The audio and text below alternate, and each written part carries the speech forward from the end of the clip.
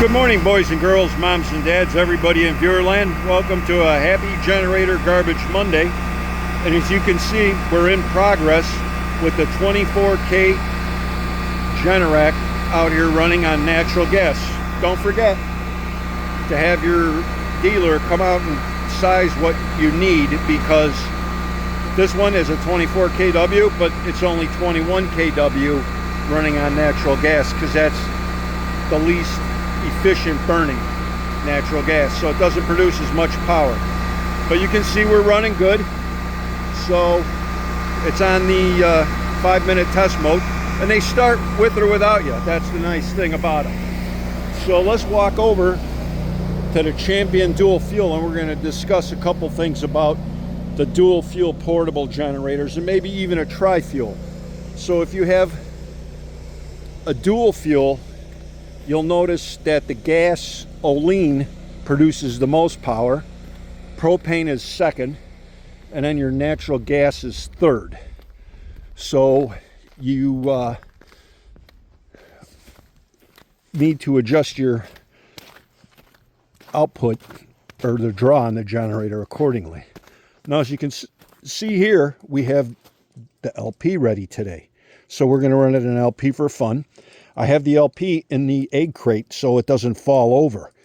That's part of my little kit that I keep all my chains and all my wrenches and everything in there. You need the hoses and everything you need to secure your generator and hook it up. So you always want to have everything ready to go. So that is, we got the line hooked up, and we got the draw for the vacuum hooked up already to the dual fuel. You notice I don't have it on the board because we're not totally running it dry with gasoline, and on an emergency situation you wouldn't put it on the board anyway. You would keep it level like that, and you would just fill it up with gasoline and it'd run. When it does run out of fuel and you hear it stuttering and sputtering, it gives you like a minute or two notice. It's important that you know your machinery, and that's why it's good to run it every week, 2 weeks at a minimum. But every week, if you run it, you know what it sounds like when it's starving for fuel and it starts to die. So you could disconnect the load and let it cool down before it runs out of fuel. So that's a good idea. And then let it stop. Let it, just sit there for 5 minutes before you fuel it. You don't want to fuel a hot generator and have a problem. And the same with the LP. You don't want to go hooking up an LP tank when there's a hot generator nearby. So with the LP, it's really important. It's not in any manual. It's not in anything. You want to adjust, turn on your gas very slow, and then turn on the valve to it very slow. Now, your generator may be hard to start. It may take a little time, but that's because you have air in the line. So as you can hear, we got the air purged, and she's running on the LP. So that's good. Now when we're ready to stop it, we just shut it off at the valve there after you stop the load. So let's go in the garage here. So she's been running for a little bit, a minute or so, I'd say, but long enough. You don't want to put a load on them right away. So you want to let them run for a little bit like that and put your load on like we always do. And you'll notice all my electric connections are nice and dry and tight. No, it's not raining or snowing, so we didn't need the gen tent, but we have the shop back in the garage. Something I want to show you, just for the heck of it, I always have my 7.5 amp fuses and other assorted fuses. I have different fuse sets, but this is the one that would fit the 24 kW Generac. So you would want to have extra 7.5 amp fuses on hand. And I have my battery charger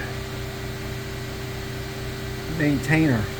So you want to have that, because put that on your portable generator's battery every month. But you disconnect the ground and the positive, and then you just bench test it. And that way it lets you know to go ahead and clean the terminals, make sure everything's good, and all that stuff. So it's a good time to maintain your battery once a month on your portable. I know mine is charging up, so that's good. And this one is for my lawn tractor. So those are the things you want to do, boys and girls. Make sure you keep those extra fuses, a battery maintainer. I even put it on my vehicles once a month just for the heck of it.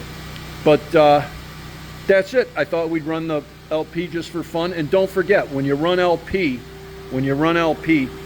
it frosts up. It gets cold. So if you run that primarily all the time, what you're going to do is frost turns to moisture, moisture turns to rust, and that's bad. And you're going to hurt your dual fuel or tri-fuel portable generator by doing that. So it's good to run them primarily on gasoline for your test once a week.